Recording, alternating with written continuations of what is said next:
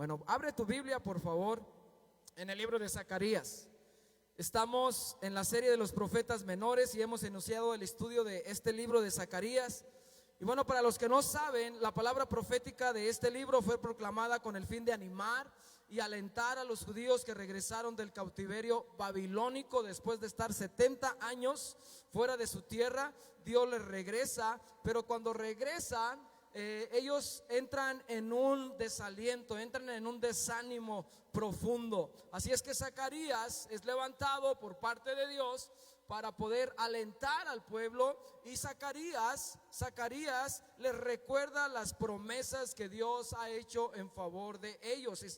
Zacarías enfatiza que los propósitos del Señor siguen vigentes y no se detienen a pesar de las condiciones que ellos están enfrentando, e incluso no se detienen los planes de Dios aun cuando nosotros fallamos, ¿sí? Aun cuando tengamos un contexto de fracaso, el Señor establece su plan, establece sus propósitos, y sus propósitos se cumplen. ¿Cuántos saben esto?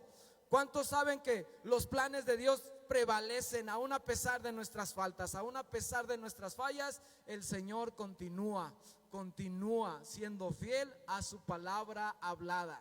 ¿Cuántos dicen amén? ¿Sí? ¿Estás conmigo en esto? Bueno, pues simplemente, ya sabes, tenemos que dar un contexto para que podamos saborear lo que vamos a estudiar el día de hoy.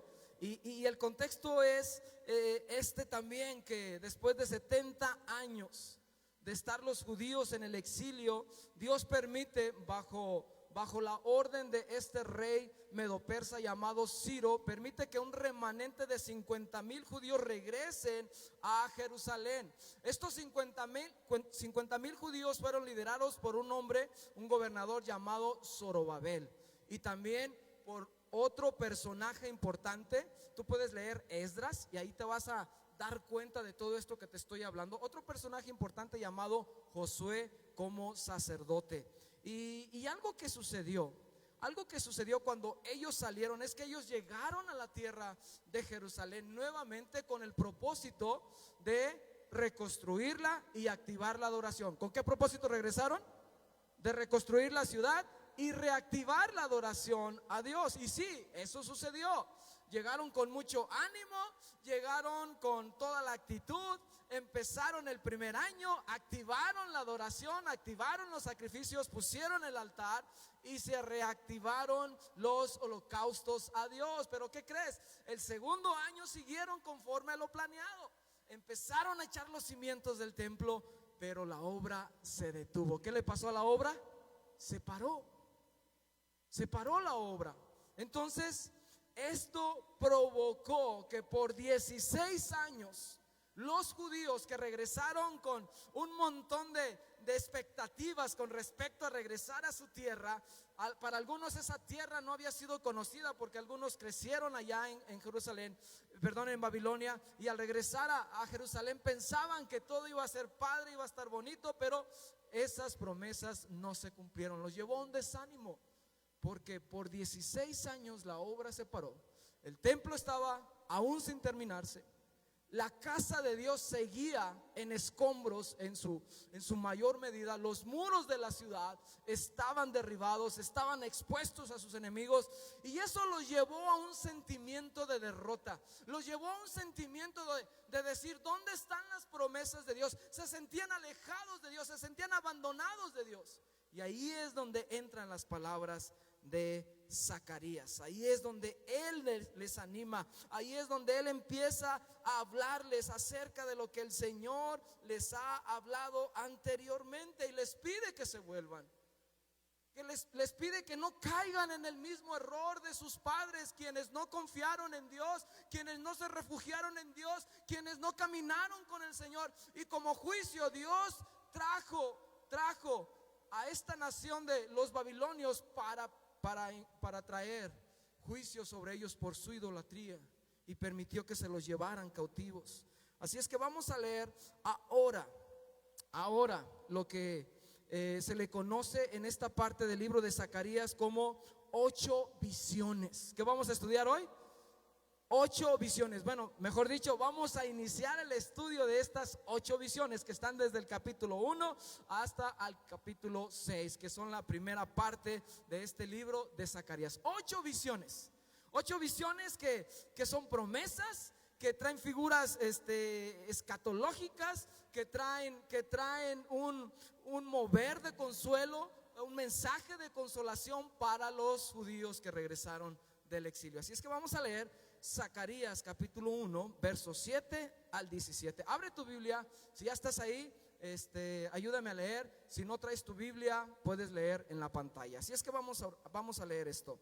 A los 24 días del mes 11, que es el mes de Sebat, en el año segundo de Darío, vino palabra de Jehová al profeta Zacarías, hijo de Berequías, hijo de Ido, diciendo: vi de noche y he aquí un varón que cabalgaba sobre un caballo alazán, el cual estaba entre los mirtos que había en la hondura, y detrás de él había caballos alazanes, overos y blancos.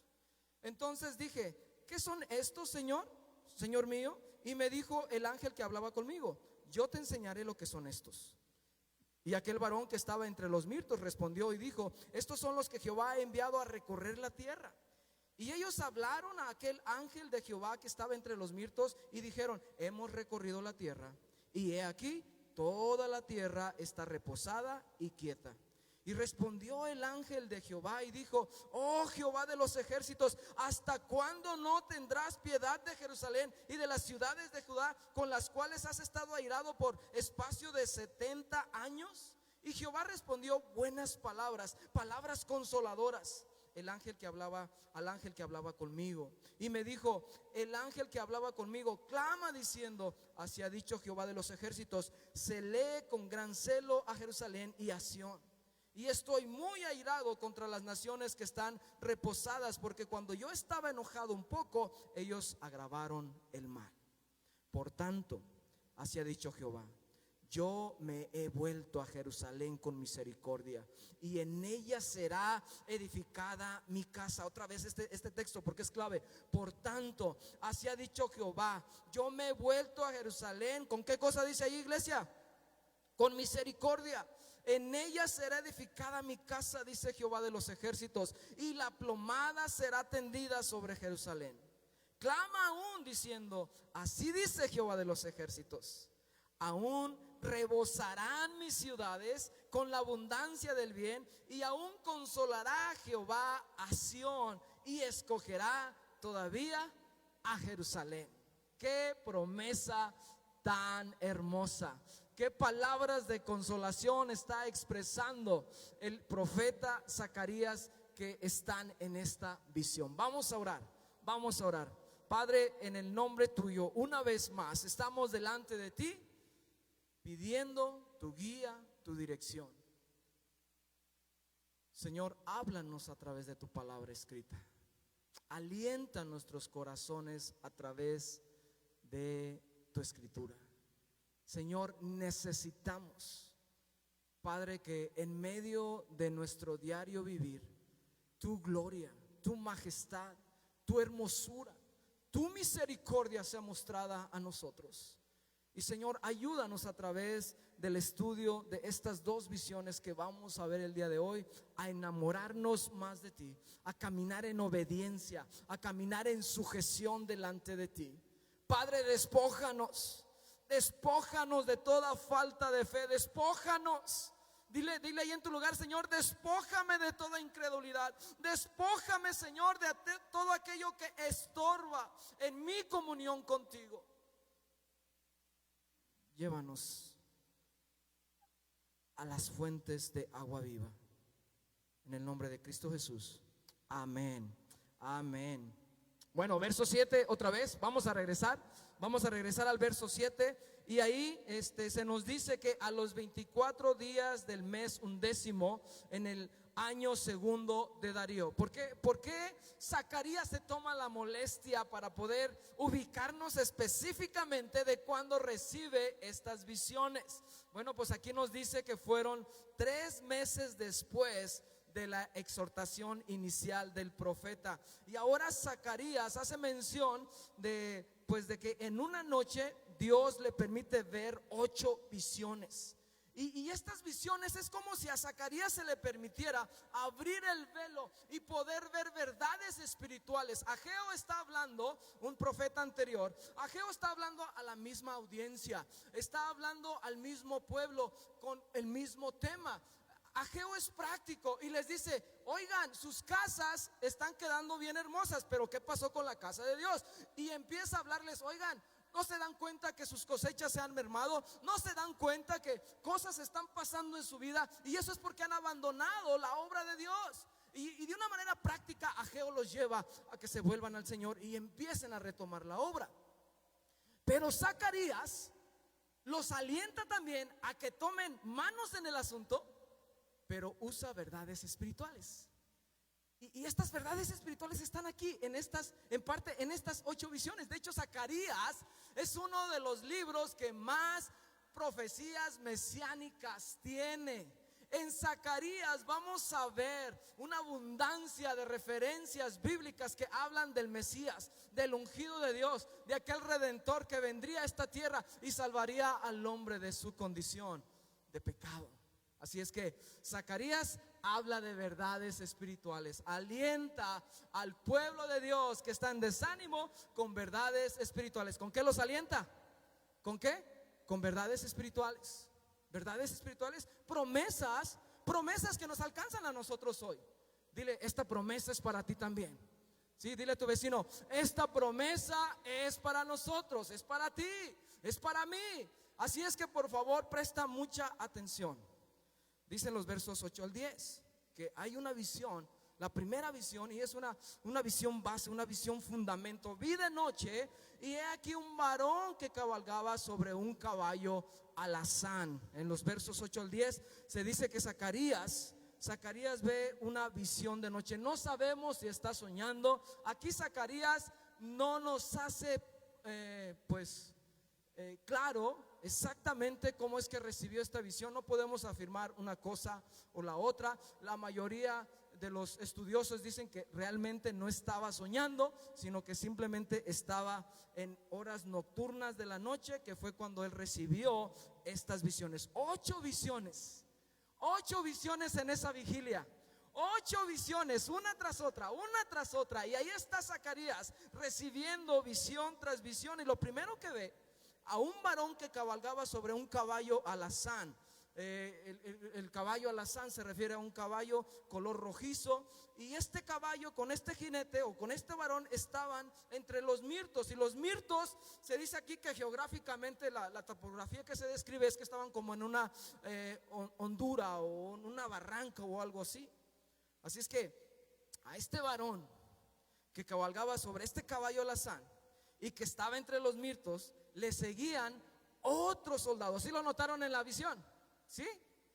Le seguían otros jinetes con otros caballos. Y la misión de estos, ¿cuál era? ¿Sí lo notaron? ¿Qué estaban haciendo estos otros jinetes? ¿Qué estaban haciendo? A ver, ¿puedes leer otra vez? ¿Puedes leer otra vez ahí los versos 11 en adelante? El versículo 11 tiene la respuesta. Dice ahí que ellos tenían la función de patrullar la tierra y reportar su condición. ¿Sí o no? ¿Sí me está siguiendo con esto? A ver, levanta tu mano si me está siguiendo. ¿Sí? Levanta tu mano si me está siguiendo. Ok, entonces el primer jinete dice aquí que es identificado como el ángel de Jehová, al cual los otros le rinden cuentas. Hay un jinete arriba de un caballo alazán, arriba de un caballo rojizo, y este jinete, este primer varón es conocido como el ángel de Jehová. Y a este jinete, a este ángel de Jehová, están rindiéndole el informe estos otros jinetes que van también en caballos alazanes blancos. ¿Y qué era el otro color? No me recuerdo. Dice aquí que había otros caballos, overos, blancos y alazanes. Le rinden cuentas a él. Y yo quiero mencionar algo aquí. En el Antiguo Testamento, cada vez que se encuentra la expresión el ángel de Jehová, El ángel de Jehová que estaba entre los mirtos se refiere a una manifestación de Cristo antes de que Él se hiciera hombre, antes de su encarnación. En la Biblia vamos a encontrar lo que los teólogos dicen cristofanía. ¿Qué es una cristofanía? Tan sencillo como esto: una manifestación visible de Cristo preencarnado. Tú sabes, en el Nuevo Testamento tenemos a Jesús, el verbo hecho carne, que nació en Belén y caminó de manera humilde. Nació en una familia de un hombre llamado José, que era carpintero, y a la edad de 30 años fue bautizado por Juan el Bautista y empezó un ministerio ininterrumpido por más de 3 años. Así es que estamos hablando de que en este momento, muchos siglos atrás, era una manifestación visible de Cristo preencarnado, antes de que se hiciera carne, antes de que viniera a esta tierra como el Cordero inmolado. Así es que, por mencionar algunos ejemplos o citas bíblicas en el Antiguo Testamento, quiero mencionarte por lo menos dos escenarios bíblicos. Uno está en Génesis. ¿Quieres anotarlo, por favor? Génesis capítulo 16, versos 7 al 14. Ahí te vas a encontrar con un personaje llamado Agar. Agar está en el desierto, ha recibido ofrendas de su ama Sara, la esposa de Abraham, porque ella sí tuvo un hijo, y ella huye de ellos, y ahí se le aparece el ángel de Jehová. También hay otro escenario, Josué capítulo 5, versos 13 al 15. El ángel de Jehová con la espada desenvainada. Josué está visualizando Jericó. Josué está viendo la tierra prometida y está planeando una estrategia, y se le aparece un varón, un príncipe con una espada desenvainada, y Josué dice: ¿eres de aquellos o de los nuestros? Pero le reconoce como el ángel de Jehová y le rinde adoración.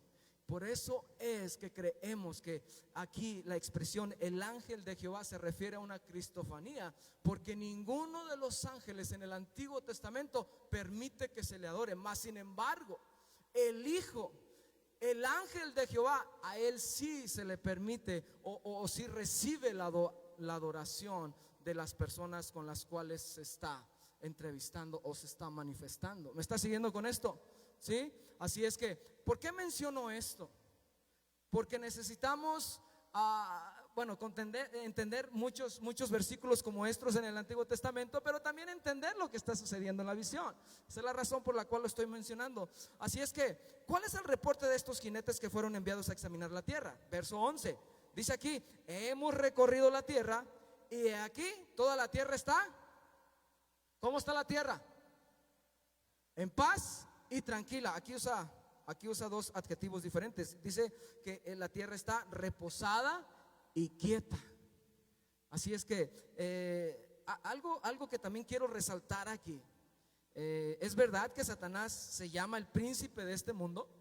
Es verdad que la tierra se encuentra bajo el poder del maligno, pero tenemos una buena noticia para ti y para mí, que aunque Satanás rige temporalmente el mundo, Dios, como el soberano, sigue en dominio de todas las cosas que suceden sobre la faz de la tierra.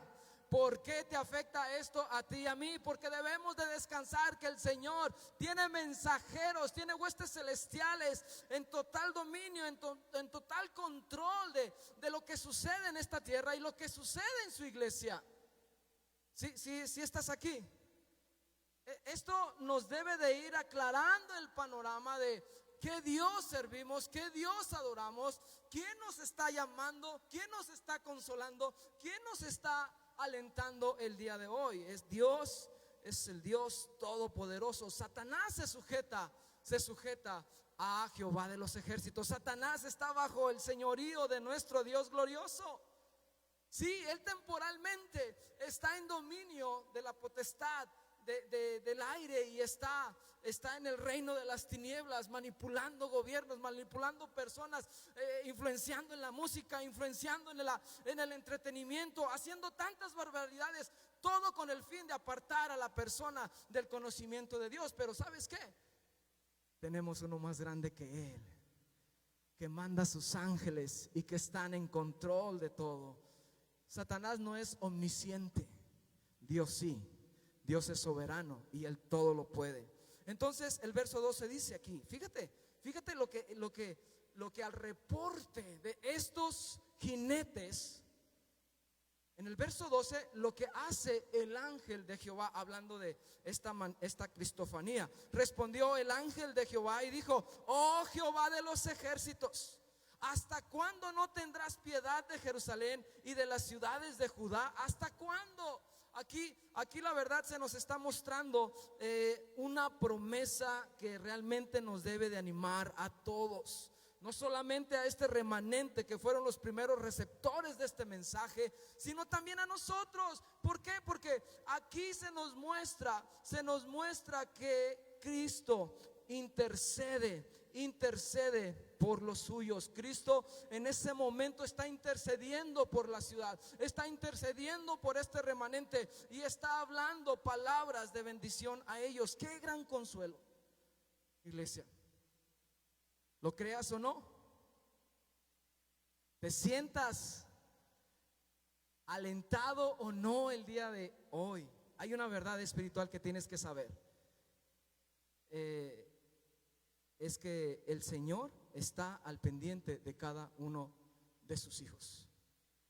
El Señor vela por su iglesia. El Señor vela por su pueblo. Si tú estás en Cristo, créemelo, por muy derrotado que te sientas, por muy desanimado que te sientas, el Señor va delante de nosotros. ¿Sí? Eso es algo que nos está recordando aquí. Hebreos capítulo 7. Vamos rápidamente al libro de Hebreos. Ayer leímos esta cita con los varones porque estamos hablando de la oración. Y precisamente aquí Jesús se manifiesta como un sumo sacerdote que pues es autor de un mejor pacto. Y Él intercede por los suyos. Y ese es el oficio dentro del ministerio sacerdotal de Jesús. Él ejerce esta intercesión constante por su iglesia, por su pueblo. En primera aplicación, Zacarías está recordando al pueblo: hey, el ángel está intercediendo por ustedes. Pero también en estos tiempos tienes que saber que Cristo intercede por su iglesia. Hebreos capítulo 7, verso 22 al 25. Hebreos 7, 22 al 25. Por tanto, Jesús es hecho fiador de un mejor pacto, y los otros sacerdotes llegaron a ser muchos debido a que por la muerte no podían continuar. Mas por cuanto permanece para siempre, tiene un sacerdocio inmutable. ¿Qué clase de sacerdocio es? Inmutable, no cambia. Por lo cual puede también salvar perpetuamente a los que por él se acercan a Dios, viviendo para siempre. ¿Qué dice ahí? ¿Qué dice ahí, iglesia, el texto? Para interceder por los suyos. Di conmigo: para interceder por los suyos. Otra vez, fuerte y claro: para interceder por los suyos. Cristo vive para interceder por los suyos. El autor nos traslada la imagen de un Dios que no está ajeno a nuestra realidad. Por el contrario, se trata de un Dios que está continuamente contemplando y vigilando atentamente la tierra y su iglesia. Y esto debería de ser para nosotros de gran consuelo y esperanza. Él cuida de su pueblo. ¿Por qué? Porque Él murió y derramó su sangre por cada uno de los suyos. Él derramó su sangre para que tú y yo viniéramos en arrepentimiento genuino delante de Él. Qué hermoso y significativo este mensaje tenemos aquí. Es algo que nos alienta, es algo que nos da esperanza. Cuando te sientas derrotado, desalentado, Dios está intercediendo por ti y por mí. Dice aquí que el verso 15, después de que el ángel intercede, vamos a regresar a Zacarías capítulo 1. Ahora vamos a brincar al verso 15. Cuando estos jinetes llegaron delante del ángel de Jehová y le dijeron que pues la tierra estaba reposada y tranquila, este ángel o Dios mismo se se molestó y dijo: estoy muy airado contra las naciones que están reposadas, porque cuando yo estaba enojado un poco, ellos agravaron el mal. Dios está airado en esta visión con las naciones del mundo, porque están en un reposo mientras que el pueblo de Dios sufre. Fíjate la trama de esta visión. Aunque disfrutaban de un periodo de paz, iban a tener que asumir su responsabilidad por haber agravado el mal en contra del pueblo de Dios. Es decir, Dios los levantó, en este caso a los babilonios, para que fueran instrumento de justicia hacia su pueblo. Pero lo que sucedió es que los babilonios se excedieron en su violencia, se excedieron en su maldad. Entonces el mensaje es: yo voy a tomar control de estos que de una manera airada, de una manera deliberada, los violentaron más de lo debido. Y sabes, simplemente contexto histórico: Babilonia fue conquistada por los medopersas en una sola noche. No se ocuparon muchos años de asedio, no se ocupó derramar mucha sangre de ambos ejércitos. Babilonia, después de 100 años, cae en una sola noche por los medopersas. Así es que esta palabra se cumplió. Dios trajo justicia sobre esta nación que se extendió en su maldad. Ellos agravaron el mal, por lo tanto Dios les llamó a cuentas también. Ahora continuamos la visión, versos 16 y 17. Yo me he vuelto a Jerusalén con misericordia, en ella será edificada mi casa, dice Jehová de los ejércitos. Aquí están las palabras de aliento. Y la plomada será tendida sobre Jerusalén. Cada vez que escuches esta expresión, y la plomada será tendida, se va a construir.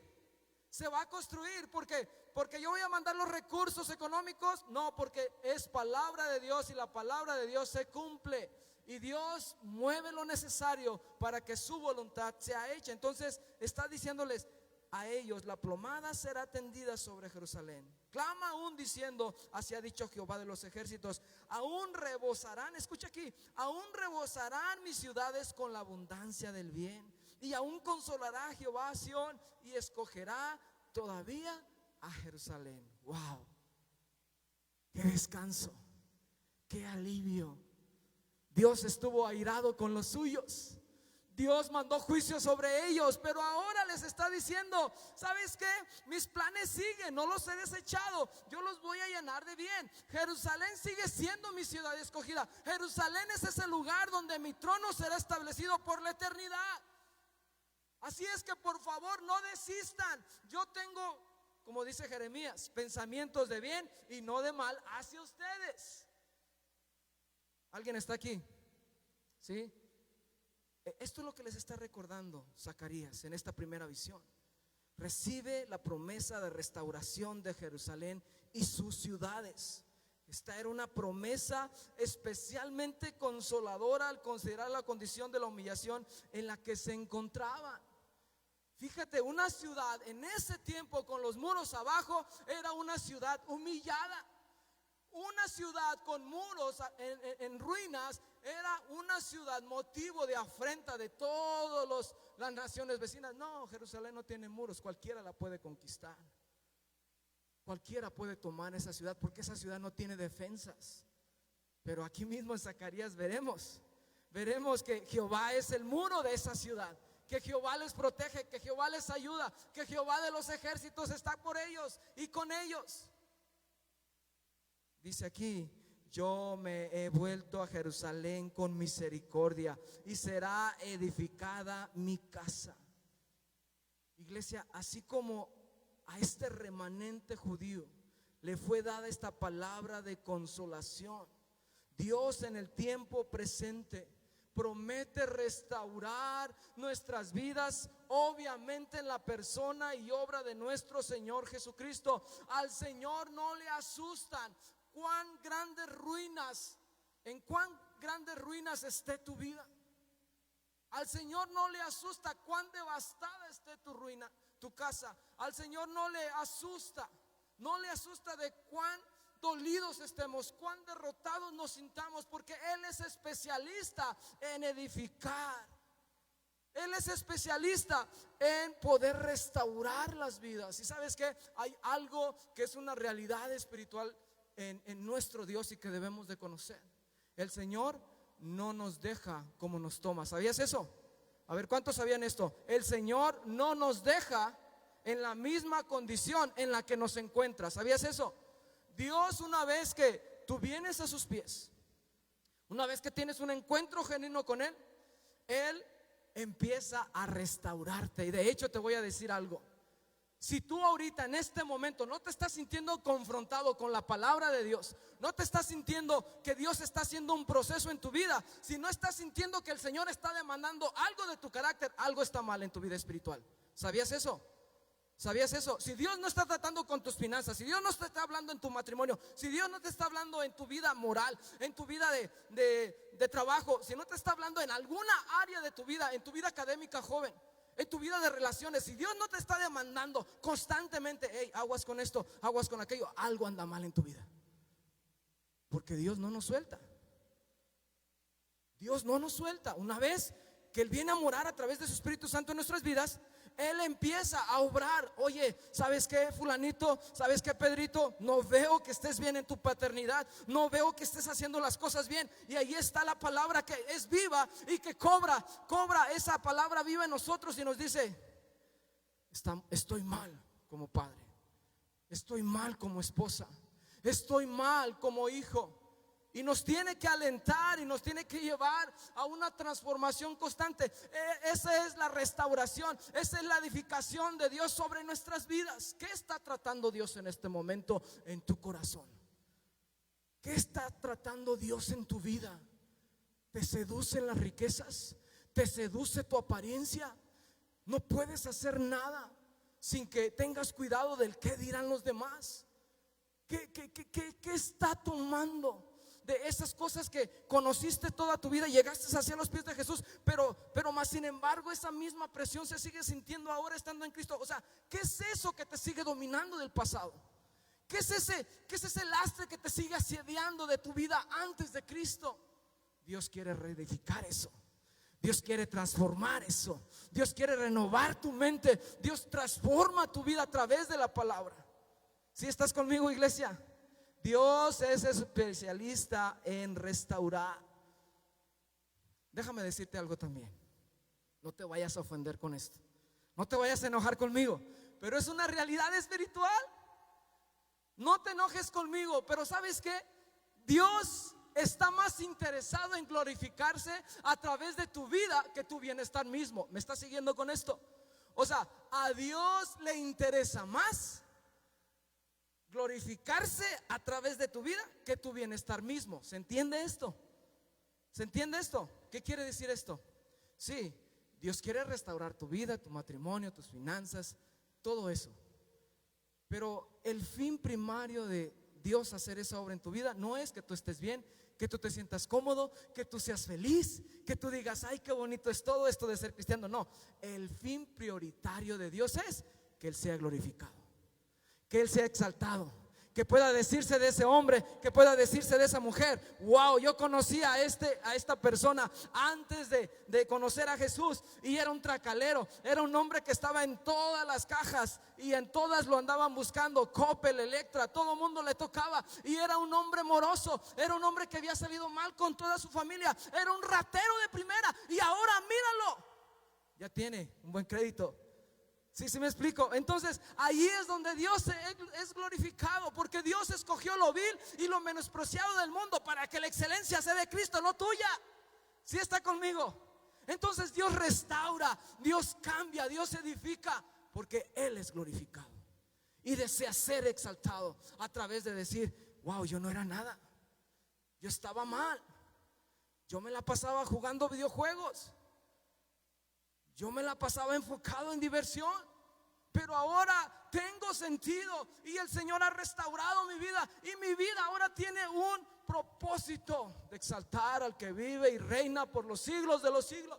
Y esas son de las promesas que vemos aquí, iglesia.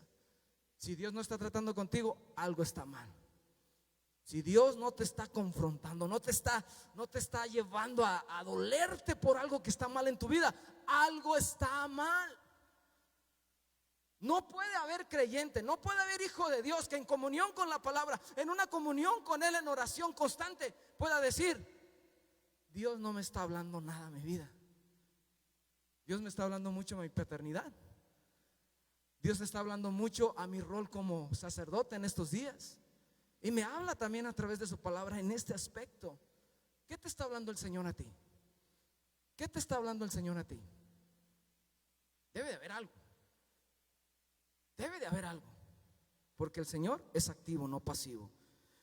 Hay varios ejemplos que la Biblia nos da donde podemos ver vidas transformadas, donde un encuentro con Cristo, donde la revelación del Evangelio produce cambios, impacta tanto la vida de esta persona, de este hombre, de esta mujer, que esa vida no es la misma. Por eso, una evidencia de que el Evangelio es real y verdadero en tu vida es que ya no vives igual. ¿Te acuerdas de un hombre llamado Zaqueo? ¿Cuál era el oficio de Zaqueo, iglesia? ¿Cuál era el oficio de Zaqueo? ¿Era qué? Recaudador de impuestos. Tú sabes, era un cuate que posiblemente se quedaba con muchas mochadas, cobraba de más y así enriquecía su cartera y acumulaba riquezas. Bueno, pues Zaqueo, aquí en el libro de Lucas capítulo 19 versos 1 al 10, se dice que Jesús va caminando por esta ciudad y ve a Zaqueo ahí arriba de ese árbol sicomoro y le dice: Zaqueo, bájate, esta noche estoy contigo. Y él llega a su casa y está cenando con él, y hay muchos pecadores rodeándole, personas de la misma calaña o el mismo oficio que Zaqueo. Y en medio de la mesa, de manera pública, Zaqueo se levanta y dice: Señor, no lo dice, no lo dice con este contexto, pero asumimos que algo pasó en el corazón de Zaqueo de tal manera que lo llevó a decir esa declaración. Pero él se para en medio de la mesa y le dice: Señor, la mitad de mis bienes, ¿qué hizo? ¿Alguien se sabe la historia? Lucas 19, la mitad de mis bienes la doy a los pobres, y si a alguien yo he defraudado, lo voy a devolver. ¿Cuánto? 4 veces. ¿Y qué dijo Jesús en respuesta a eso? Wow, Zaqueo, qué generoso eres. No dijo eso. Dijo: hoy ha habido salvación en este hogar. Dice textualmente el verso 10, Jesús le dijo: hoy ha venido la salvación a esta casa, porque el Hijo del Hombre vino a buscar y a salvar lo que se había perdido. Este Zaqueo estaba perdido, pero ahora fue hallado. ¿Sí me explico? Zaqueo fue hallado por el Señor y hubo un cambio en él. Por eso te digo, no puedes continuar caminando igual. No puedes seguir en los mismos hábitos, porque es un impacto, es algo que nos transforma, porque el Señor es especialista en transformar y reedificar. ¿Qué me dices también de la mujer adúltera? ¿Qué me dices de otro ejemplo? De otro ejemplo que está aquí también en Marcos capítulo 5. Marcos capítulo 5 versos 1 al 20. Hay un hombre que era conocido como el endemoniado Gadareno. Jesús cruzó todo el mar de Galilea para llegar a tener un encuentro con este hombre. Este hombre que, como dice aquí el verso 3, tenía su morada en los sepulcros y nadie podía atarle ni aún con cadenas. El verso 5 dice que pues él siempre de día y de noche andaba dando voces en los montes y los sepulcros y hiriéndose con piedras. O sea, era un hombre que pues ni dejaba vivir ni vivía para sí mismo. O sea, no podía conectarse con la comunidad, con su pueblo, con su familia. Entonces le sacaron, pero ahí andaba entre los montes, vivía. Yo me imagino, yo me gustaría imaginarme cómo sería exactamente la vida de este hombre. Desnudo, cortado, sucio. No dice la Biblia cuánto tiempo tenía, pero imagínate con una legión de demonios dentro de él, caminando de tal manera que no podían sujetarle, ni aún muchos le ponían cadenas y las rompía. Yo digo: wow, Señor, esto es una imagen de lo que era yo creo, o de lo que éramos muchos de nosotros, ¿sí o no? Todos lastimados, sucios, desgreñados, tasajeándonos, lastimándonos, aún con cadenas, apresados, y ahí estamos, resistiéndonos. Eso éramos antes de Cristo, ¿sí o no, iglesia? Y vemos una transformación. Vemos un encuentro con Jesús y hay restauración en esta vida.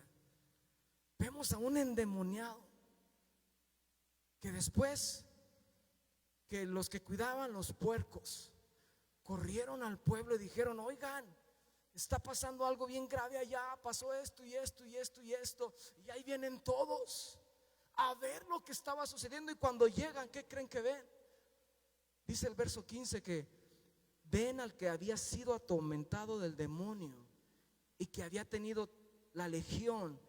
¿Cómo está ahí? ¿Cómo está ahí? Sentado y vestido en su juicio cabal. Fíjate, un hombre que todo el mundo conocía, que era un endemoniado, que se la pasaba de cierta forma, y ahora está vestido, está cabal en sus 5 sentidos, está dialogando, está a los pies de Jesús, está escuchando a Jesús y está disfrutando la enseñanza de Jesús. Dios puede restaurar tu vida, iglesia. ¿Tú crees que Dios pueda transformar tu vida? Yo creo que sí. No hay pecador en esta tierra que no pueda ser transformado por el poder glorioso de nuestro Dios. Es una promesa que vemos aquí. ¿Cómo puedo participar de esta misericordia y de todas estas promesas de restauración? Ya lo sabes. Ven a Jesús. Reconoce tu pecado, reconoce tu maldad y arrepiéntete de corazón, joven. Joven, no pienses que tienes la vida comprada, no pienses que vas empezando, porque nadie tiene esta garantía de vida. Ahorita en estos tiempos vemos cada cosa que no podemos decir: ay, después veré qué puedo hacer, porque ahorita soy joven y no quiero desperdiciar mi juventud. Entrégale tu vida al Señor. Busca perdón, el perdón de Dios, poniendo tu fe en el sacrificio de Cristo en la cruz. Este es el evangelio. Arrepiéntete de tu maldad, arrepiéntete de tu pecado y ven a Jesús. Y la Biblia dice que Él se convierte en nuestro pastor. ¿Alguien se sabe el Salmo 23? ¿Sí? ¿Puedes decirlo conmigo? Dice: Jehová es mi pastor, nada me faltará. ¿Qué sigue? Aunque ande, ¿qué dice? En lugares de delicados pastos me hará descansar, junto a aguas de reposo me pastoreará, confortará mi alma, me guiará por sendas de justicia, por amor de su nombre. Él se convierte en mi pastor. Él me ayuda, Él me pastorea, Él me nutre. Esa es la obra de Dios sobre nosotros, iglesia. No sigas coqueteando con el pecado. Porque si tú eres de los que coquetea con el pecado, no lo digo yo, lo dice la Biblia, no puede un hijo de Dios coquetear con el pecado. No se puede, es contradictorio, contradice su naturaleza.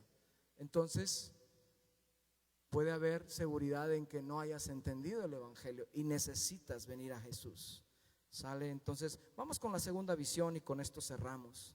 Dice aquí el verso 18 al 21, una segunda visión. Después alcé mis ojos y miré, y he aquí 4 cuernos. Y dije al ángel que hablaba conmigo: ¿qué son estos? Y me respondió: estos son los cuernos que dispersaron a Judá, a Israel y a Jerusalén. Me mostró luego Jehová 4 carpinteros. Y yo dije: ¿qué vienen a hacer? ¿Qué vienen estos a hacer?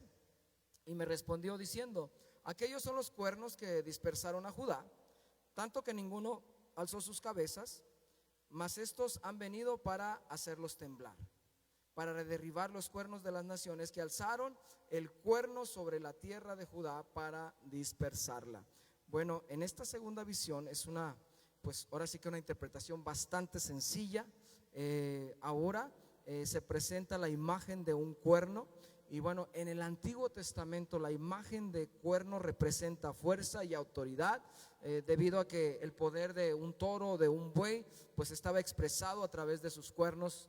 Y entonces estos cuernos que dispersaron a Judá, a Israel y a Jerusalén representan los reinos, los imperios o los reyes que pues dispersaron al pueblo de Dios sobre las naciones. Algunos estudiosos creen que pues estos 4 cuernos que se ven aquí se refiere a 4 imperios que precisamente históricamente fueron usados para dispersar el pueblo de Dios en determinadas etapas. Uno de ellos fue Babilonia, otro de ellos fue el imperio medo-persa, otro de ellos, otro imperio que le sucedió, que siguió después de ellos, fueron el imperio greco-romano, o el imperio de Alejandro Magno, y por último el imperio romano. Así es que los dos últimos pues no estaban en vigor en este momento, pero ya Zacarías está vislumbrando que estos 4 cuernos fueron levantados para dispersar el pueblo de Dios. Y el verso 20 y 21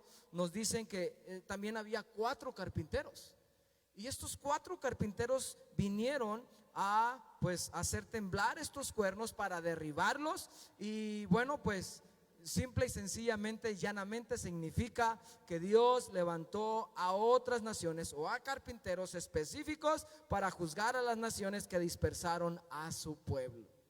Sí, o sea, es como otra vez Dios manifestando su soberanía y llevándonos a la seguridad de que Dios levanta o se levanta en medio de los tiempos, para poder ajustar cuentas con aquellas potencias o con aquellos imperios que se creen invencibles. Él levanta carpinteros que cortan el poder de los reinos cuando Dios lo cree necesario. Tú puedes leer el libro de Daniel capítulo 2 verso 21 y te vas a encontrar con esta declaración: Él muda los tiempos, hablando de Dios, el Dios soberano, que Dios siempre, Él muda los tiempos y las edades, quita reyes y pone reyes, da la sabiduría a los sabios y la ciencia a los entendidos. Esa es la clase de Dios que tú y yo servimos.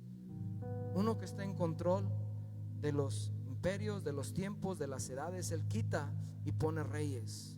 Dios levanta al final de los tiempos. Esta es otra cosa que tenemos que abrigar en nuestro corazón, iglesia, ya para terminar. Así como Dios trajo juicio sobre estos imperios, tentativamente, Babilonia, Medo-Persia, Grecia y Roma, también Dios va a levantar a un carpintero final, y su nombre es Jesús, para cortar todo cuerno de autoridad sobre la tierra y establecer su reino, que es perfecto, que es glorioso. Y tú y yo somos parte de este pueblo, tú y yo somos parte de este reino, tú y yo somos llamados como súbditos de este reino celestial. Y algo que podemos ver, que aunque nosotros no merecíamos esta bendición, aunque nosotros merecíamos el juicio, aunque nosotros no merecíamos ser salvados, Dios nos ha adoptado como súbditos de su reino. Vendrá ese día donde venga este carpintero, donde venga este artesano con esa voz de mando, montado en su caballo blanco, y ponga fin a todo gobierno humano, a todo gobierno terrenal, y establezca por la eternidad su gobierno perfecto. ¿Estás conmigo, iglesia? Está diciendo Zacarías aquí al pueblo: hay cuernos, hay autoridades, hay imperios, hay personalidades en este mundo. Hay cosas que se levantan y pareciera que el mundo yace bajo el poder de estos cuernos. Pero ¿qué crees? Dios levanta artesanos. Dios tiene su artesano, tiene su artífice, ese artesano que está modelando al final de los tiempos un reino perfecto. ¿Puedes ponerte de pie, por favor? Puedes leer. Puedes leer la palabra en muchas porciones y vas a ver esta realidad. Este reino se compone de personas que fueron redimidas de su vana manera de vivir. Personas que caminamos como perdidos, quebrados, pero este buen pastor, este artesano, este artista de moldear vidas, nos ha dado una segunda oportunidad y nos ha dado la esperanza de ser parte de su reino. Y eso es motivo de agradecimiento en esta tarde. Eso es motivo para que tú y yo vengamos en adoración delante de Él. Eso es motivo para que vengamos en un redimiento genuino delante de Él. Esa es la esperanza que hay para nosotros el día de hoy. que si te arrepientes de tu maldad, joven, te arrepientes de tu maldad, varón, mujer, Dios puede restaurar nuestras vidas. No sé por lo que estés lidiando, pero sabes, no puede haber un creyente confundido en el sentido de ¿qué hago? ¿Qué hago? Lo más seguro es que nos esté faltando orar, nos esté faltando tener comunión con Dios, porque Dios ya estableció todos los recursos y sus recursos son infalibles, sus recursos no fallan, sus recursos son los necesarios. Tal vez yo estoy distraído, tal vez yo estoy enfocado, tal vez yo no estoy entendiendo las cosas, pero el Señor nos ha dejado lo suficiente para poder esperar su reino, para poder anhelar su venida, para poder desear que Él ya venga sobre esta tierra. Y no significa que no amemos la vida, no significa que no amemos nuestra familia, no significa que no amemos los buenos tiempos, pero hay algo mejor esperándonos. Ora en este momento, ora en este momento y dile: Señor, si hay algo específico que quieras que trate en tu corazón, una área que necesita ser restaurada, que no le has entregado al Señor, entrégasela en este momento. Y dile: Señor, gracias por tu misericordia, gracias por tu paciencia, gracias, Señor, porque me has librado del juicio eterno. Dile gracias, pero ayúdame en medio de mi lucha, ayúdame en medio de mi debilidad. Vamos, este es el tiempo donde el Señor desea tocar tu corazón, desea exhortarte, desea confrontarte. Y dile: Señor, ayúdame, llévame esos tiempos de oración, llévame esos tiempos de intimidad contigo.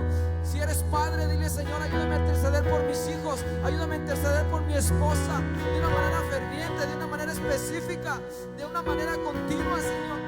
Padre, estamos delante de ti deseando, Señor, que tú levantes a tu iglesia en la ciudad de Zamora como una iglesia que te cree, como una iglesia renovada, como una iglesia fortalecida en ti. En el nombre de Cristo Jesús, en el nombre de Cristo Jesús. Mi corazón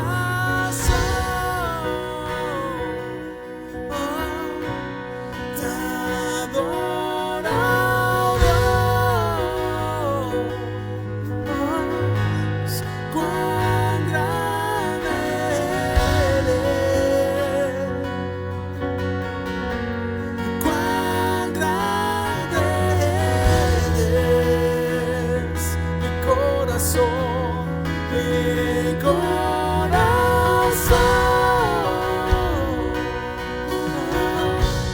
te adora.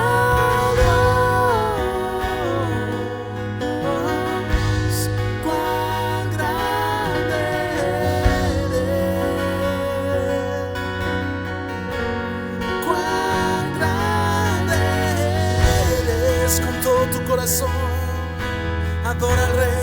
Mi corazón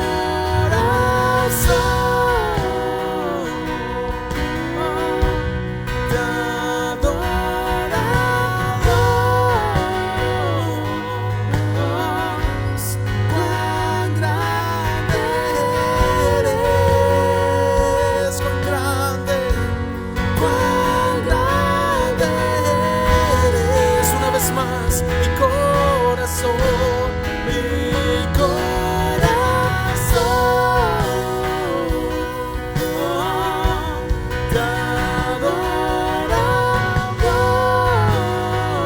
Todos juntos, iglesia, vamos a darle este tiempo con adoración delante de Él. Hay libertad para que levantes tus manos y te enfoques solamente en Él. Cuán grande Oh, te adoramos, oh Dios. mi corazón, Aunque no tengas manos, levanta tus manos al cielo y dile: Señor, creo en ti. Te adoramos. te adora, Dios. Cuán grande eres, cuán grande eres. Te adoro, Dios. ¿Cuántos creen que Él es grande, iglesia? ¿Cuántos creen que nuestro Dios es grande en medio de estos tiempos. Yo lo creo. Que Dios te bendiga. Estamos despedidos.